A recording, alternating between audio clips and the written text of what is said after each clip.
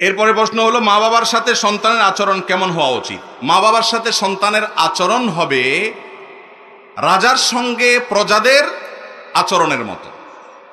প্রজা চিনেন? প্রজা, আগের যুগে মানুষ রাজার প্রজা সিস্টেম যখন থাকতো, রাজাদের সামনে প্রজারা কেমনে থাকতো, ঠিক সন্তান তার বাবা মার সামনে সেরকম থাকবে।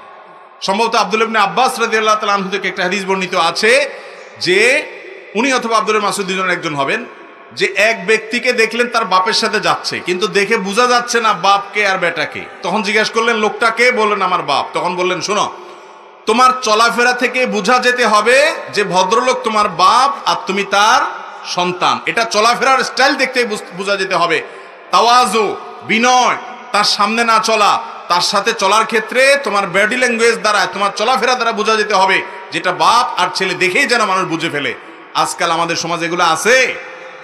এখন বাপ মার সঙ্গে দুর্ব্যবহার, বদাচরণ, দুরাচরণ, বেয়াদবি ঘরে ঘরে জনে জনে, ঠিক না ঠিক? ভালো করে শুনে রাখেন ভাইরা, রিদার রব্বে ফি রিদাল ওয়ালিদাইন ওয়া সাখাতুর রব্বে ফি সাখাতিল ওয়ালিদাইন।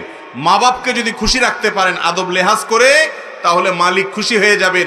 মা বাপ যদি নাখোশ থাকে, মালিককে খুশি করার কোনো পথ খোলা নাই। যদি ন্যায়সঙ্গতভাবে মা বাপ আপনার উপরে নারাজ থাকেন, তাহলে আপনার কিন্তু রক্ষার কোনো উপায় নাই, কোনো আমলে কুলাবে না মা বাপ যদি নারাজ থাকে। এই জন্য জান্নাতে যাওয়ার কিছু শর্টকাট রাস্তা আছে, শর্টকাট সংক্ষিপ্ত কিছু রাস্তা আছে, কোনাকুনি। ইমান আমলটা যদি ঠিক থাকে, শিরিক বেদাত থেকে যদি বেঁচে থাকেন, মোটা মোটা ফরজ আমলগুলা করেন, হারাম থেকে বেছে বেছে বাঁচার চেষ্টা করেন, আপনি নেক আমল বেশি নফল আমল করতে পারেন না, শর্টকাটে জান্নাতে চলে যেতে চান, মা বাবাকে এমন সন্তুষ্ট করেন যে মা বাবার আপনার পরে কোনো অভিযোগ না থাকে।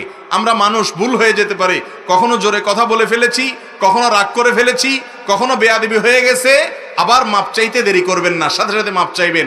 মনে রাখবেন, আপনি আপনার বাবা মার সাথে সুন্দর আচরণ করলে আপনার সন্তান দেখবে বাপ মার সাথে কেমন আচরণ করতে হয়, সেও শিখবে, সেও ভালো আচরণ করবে ইনশাআল্লাহ।